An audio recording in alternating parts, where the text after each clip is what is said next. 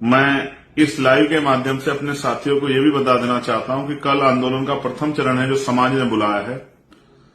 इसके बाद दूसरा चरण 11 सितंबर को दिल्ली में है।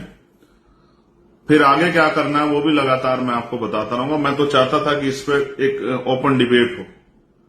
वो जातियां जिनको नहीं मिला है और जिनको मिला है वो सब लोग आपस में बैठ के, हमें तीसरे व्यक्ति की जरूरत नहीं थी कि कोई हमारे बीच में तीसरा व्यक्ति आके फैसला करे। हम वंचित वर्ग के लोग आपस में बैठ के फैसला करके जो वास्तविकता में इसके पूरे रिसर्च को जानकर हम आपस में बैठ के इसको निपटाते कि भाई ये किस तरह हमें आगे बढ़ाना है, किस तरह से हमारे अंतिम व्यक्ति को भी अवसर मिले। मैं इस बात से सहमत हूं और मैं आपको विश्वास दिलाता हूं, अपने डीएससी समाज को भी ये विश्वास दिलाता हूं कि हम लोग इसके बाद भी बैठेंगे, बैठ के चर्चा करेंगे।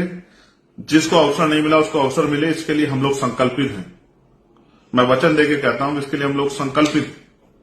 लेकिन मैं नहीं चाहता कि भाई भाई दुश्मन ने जिस तरह भाई भाई के सामने खड़ा कर दिया, अगर दुश्मन वास्तविकता में हमारा हितैषी होता तो जब 10% स्वर्ण जातियों को दे सकते हैं आर्थिक आधार पे, तो सबसे पहले उन वंचित जातियों को देना चाहिए था जिनका अब तक कलेक्टर नहीं बना, देना चाहिए था।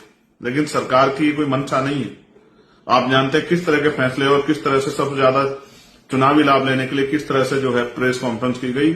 आप और मुझे सब लोगों को नजर रखनी चाहिए और किस तरह सरकार के लोगों ने हमारे लोगों को आपस में भड़काने के लिए झूठे जो है अपने लोगों से पुतले फुकवाए, तमाम तरह की चीजें करी। ये भी किससे छिपा हुआ नहीं। मगर मुझे देखो, मैं फिर कह रहा हूं, जिनको लग रहा है मिल रहा है उनको वो उत्साहित है, जिनको लग रहा है कि कुछ जा रहा है, दोनों ही समझ नहीं पा रहे हैं। लेकिन मैं आपको विश्वास दिलाता हूं कुछ भी हो जाए मैं इस एकता को भी नहीं टूटने दूंगा। और इस चुनाव के इस आंदोलन के बाद आप देखना, हम लोग जिले वाइज प्रदेश वाइज बैठ के आमने सामने चर्चा करके और एक दूसरे को सुन समझ के, हालातों को सुन समझ के फैसले लेके मिलकर अपने भाइयों की इस्तेदादी के लड़ेंगे। लेकिन कल का दिन मेरे लिए इसलिए महत्वपूर्ण है कि इस समाज का एक कार्यकर्ता होने के नाते समाज के किसी व्यक्ति का हित ना हो। तो मैं सबसे पहले डीएससी समुदाय के हमारे जो भाई हैं उनसे हाथ जोड़ के कहूंगा कि वो किसी के बहकावे में आके, किसी के चढ़ावे में आके, किसी के षड्यंत्र में किसी के हाथों कठपुतले ना बने।